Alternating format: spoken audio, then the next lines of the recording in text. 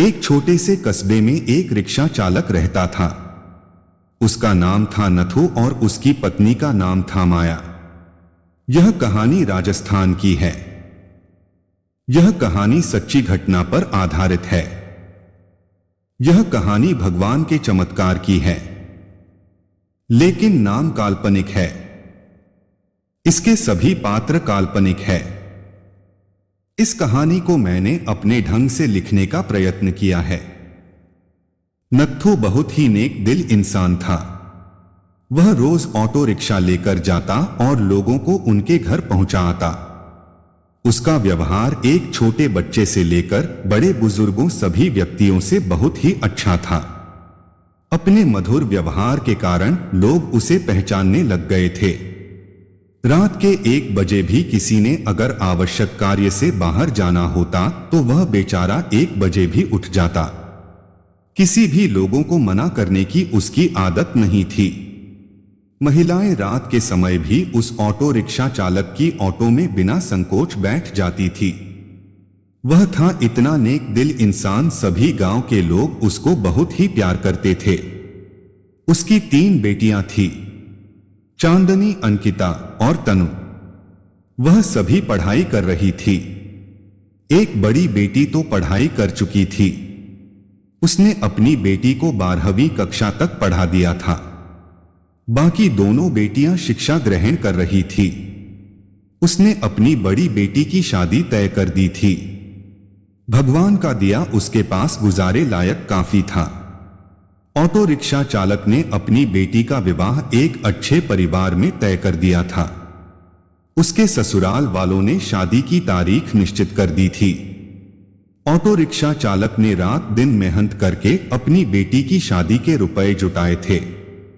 उसने अपनी बेटी के गहने, कपड़े और शादी का सारा सामान खरीद लिया था। वह अपनी बेटी की शादी का इंतजार कर रहा था। वह एक दिन भगवान के मंदिर में पूजा करने चला गया था। वह मंदिर में पूजा कर कहने लगा कि हे भगवान, मेरी बेटी की शादी जल्दी ही होने जा रही है। अपनी बेटी की शादी का सामान खरीदने में मुझे कभी कोई कमी नहीं आई। आपकी दया से सब कुछ ठीक चल रहा है। सारा सामान भी आ गया है। खाने पीने का सारा सामान भी आ चुका है। शादी के 2-3 दिन रह गए थे। अपनी बेटी के पास जाकर बोला, मेरे पास देने के लिए ज्यादा तो कुछ नहीं, मैंने तुम्हारे लिए थोड़े से गहनों भी बनवा दिए हैं। तुम्हारी दोनों बहनों के हाथ भी पीले करने हैं। तुम्हारा हाथ एक अच्छे परिवार में दे रहा हूं। लड़का अच्छी नौकरी करता है।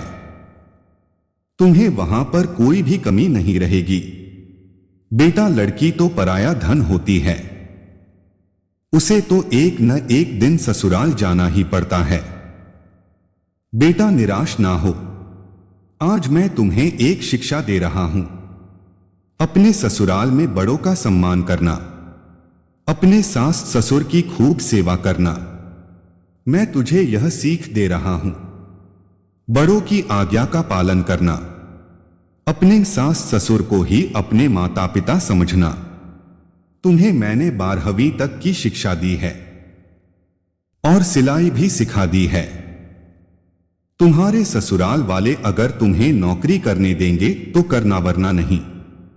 हमारी मान मर्यादा का ख्याल रखना बेटा। लड़की ससुराल में अपने सद्गुणों से सभी को अपना बना लेती है।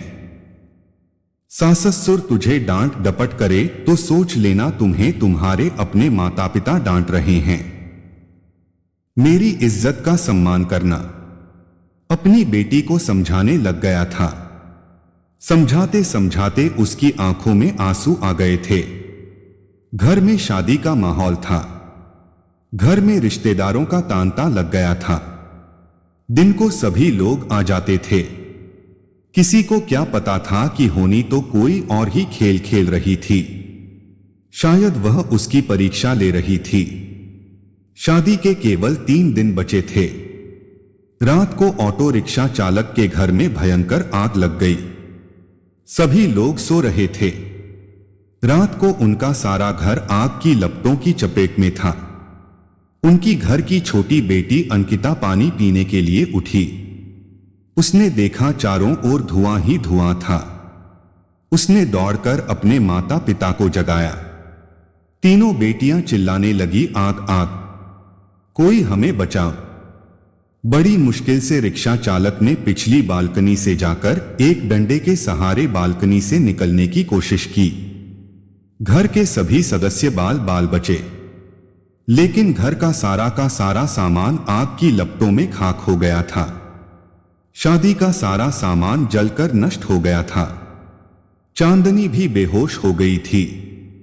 दोनों बहनें भी चक्कर खाकर गिर पड़ी थी। चांदनी को थोड़ा थोड़ा होश था। लोगों ने उन सब को बड़ी मुश्किल से बाहर निकाला। थोड़ी देर पहले जहां खुशियां छा रही थी, वहां का दृश्य देखा भी नहीं जा सकता था। भी देखता उसकी आंखों से आंसू निकलते। बेचारा अब क्या करेगा? बिना शादी के ही बेटी रहेगी। दुल्हा तो अब उसे ब्याहने से रहा। कुछ लोग तरह तरह की बातें करते, जितने मुंह उतनी बातें। चांदनी दौड़ी दौड़ी अपने पिता के पास जाकर बोली, पापा आप निराश न हो। आपने इतनी मेहनत से मेरी शादी के लिए रुपया जोड़ा था। पापा आप जरा भी चिंता मत करो, मेरी किस्मत में यही लिखा था। आप निराश न हो। मुश्किल की इस घड़ी में हमें कमजोर नहीं पड़ना है। मैं आपका बेटा नहीं हूं तो क्या हुआ? आपने बेटों की तरह हमारी परवरिश में कोई कमी नहीं रखी। हम तीनों बहनों को वह सब कुछ दिया जो आपसे बन पड़ा। तब तक दोनों बहनें अंकिता और तनु भी उठ गई थी। वह भी अपने पापा के पास जाकर खड़ी हो गई। पापा हम सब आपकी ताकत हैं। हम तीनों आपकी बेटियां नहीं बेटे हैं। आज से हम भी आपके साथ कमाएंगे। चांदनी बोली, पापा अगर वह लड़का जिसे आपने मुझे शादी के लिए चुना है मुझसे सच्ची मोहब्बत करता होगा तो यह सब देखकर भी शादी के लिए इनकार नहीं करेगा। मैं भी उससे खुशी खुशी स्वीकार करूंगी। आप जरा भी चिंता मत करो।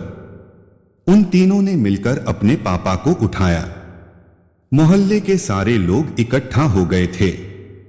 सब आपस में कह रहे थे कि ससुराल वालों को वह क्या कहेगा। जो भी आता शोक व्यक्त करके चला जाता। नथु के घर के पास लोगों का तांता लग गया था। सभी कहने लगे कि तुम तो नेकी करके कमाते थे। नथु बोला, शायद भगवान की भी यही मर्जी होगी।